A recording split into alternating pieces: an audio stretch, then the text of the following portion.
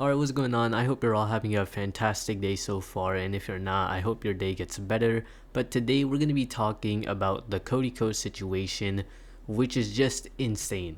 So in case you guys don't know who Cody is, he's a commentary YouTuber with over 6 million subscribers. He is very popular and very massive, and you might have even seen some videos or some clips from him. So a YouTuber named D'Angelo Wallace uploaded a video talking about just how much of a weirdo and how much of a terrible person Cody is.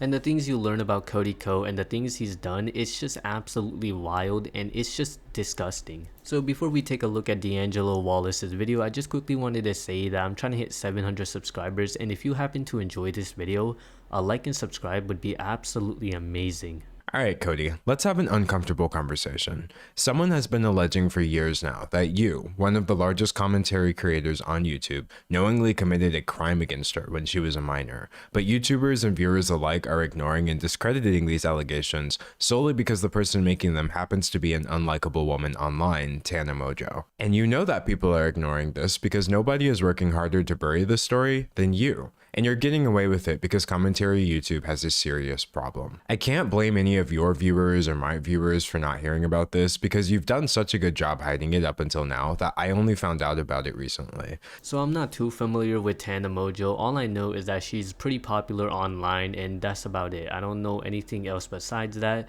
And I've seen Cody videos back in like 2018, 2019. I'm not too familiar with him besides that. I just seen a couple of videos. The situation has been talked about by smaller channels. It's been discussed at length on other platforms, and it keeps almost hitting the mainstream, like with this Rolling Stone article or this H3 podcast discussion. But the reason it hasn't caught on yet, despite all of this, is that none of your friends, nobody on your level, nobody in the commentary niche with enough pull is willing to admit that this situation makes you look terrible. The reason why I think no one's really talking about this situation is because Tana Mongeau is not a very liked person on the internet from what I can see. She doesn't have a good reputation, and that probably means people are not gonna believe her.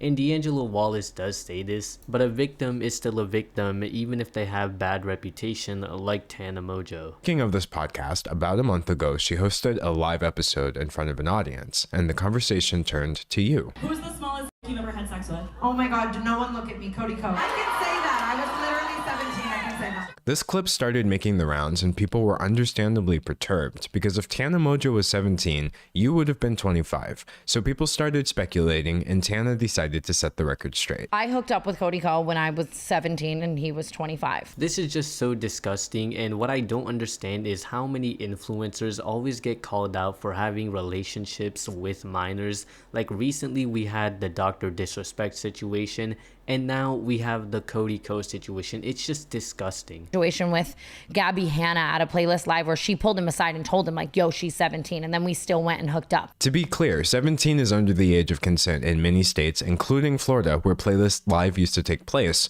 So this means that Tana Mongeau is accusing you of statutory rape. This is so disgusting to hear because he knew the age of Tana at the time and he still went with his action, you know what I'm trying to say? And he was even told by someone. Like, that is just disgusting. You were warned beforehand and did nothing about it. Allegations are bad enough on their own, but there are a couple of things that make them worse still. Things that many people don't know yet, but you do. You know that Tana has been making this same specific claim against you for years now. Here she is back in 2021 saying the same thing. I was 17 at the time, 18. I started kind of hooking up with other people. Shout out JC Kalen, shout out Cody But what the fact that people knew about this situation even in 2021, 3 years ago, is just insane. Like, that is actually crazy. Like, people knew about this and didn't even talk about it, didn't spread awareness. Like, one of the biggest commentary YouTubers being a R-word is insane. To why any of us should care is that a person has tried to come forward about her experience and has been met with the most vitriolic victim blaming I've seen in years. She's been dismissed, discredited, and disbelieved before anybody ever gave her a chance.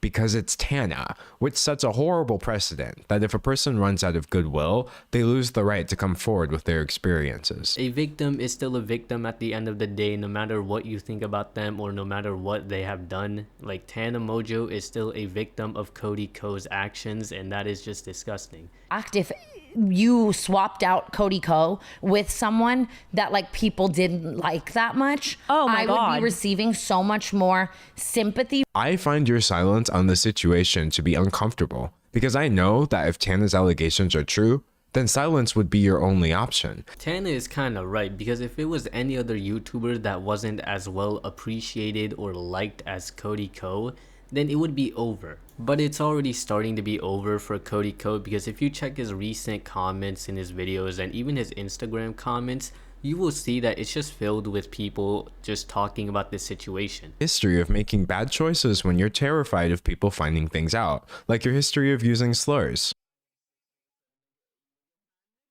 There's more clips than that, but the reason most people are blissfully unaware of them is because you posted your vague apology not on Twitter, not on YouTube, but on Patreon, despite acknowledging in your apology that the clips were surfacing on Twitter. I'm not even shocked at this point that he's over here saying racial slurs in Vine videos, but what is really disappointing is how he made an apology and posted that apology note on Patreon instead of Twitter, where all the videos were coming out. Like, it just makes sense to post it on Twitter because that's where the videos are and that's where everyone is getting these clips from. You used to frequently feature and promote your college friend Colby Leachman in your videos until it came out that during your school days, Leachman's university put him on probation for, as a United States District Judge would later put it, the non-consensual videotaping of a sex act with another student, showing the video to other people, lying to the police about the video, and behaving horribly to that individual and at least one other woman. To make matters worse, the woman in the video also alleged that Leachman drugged her before the recording and that she hadn't actually consented to anything at all. You had this man in your videos. You were telling us to follow him on Instagram, and at some point you did wise up, so he's no longer part of your content, but he still seems like he's very much a part of your friend group. From the continued hangout since then to inviting him to your wedding just last year, people are under the impression that your best friend. He somehow manages to get worse and worse and worse. For someone who's so beloved as a YouTuber, this is just sad. And I can't even imagine doing something like this. Like, if I knew one of my friends was a terrible person and did awful things like this, it's over, you know what I mean? It's done, it's dusted, you know, no more conversation, no more contact. It's just over. But Cody Ko is still friends with them and even invited him to his wedding, which I still think is crazy. Like, how are you inviting someone who's just a terrible person? Like, how do you even support something like that? Cowardice has reached a new low. You've tried speaking and you've tried silence, and now you're choosing censorship. On your YouTube channel, where you've been pumping out content nearly every day now, I couldn't find a single comment on your last video about this situation. Not even one. Comparing that to the comment section on your Instagram, where every single comment I saw was about this, it's clear that you're heavily censoring your audience on YouTube.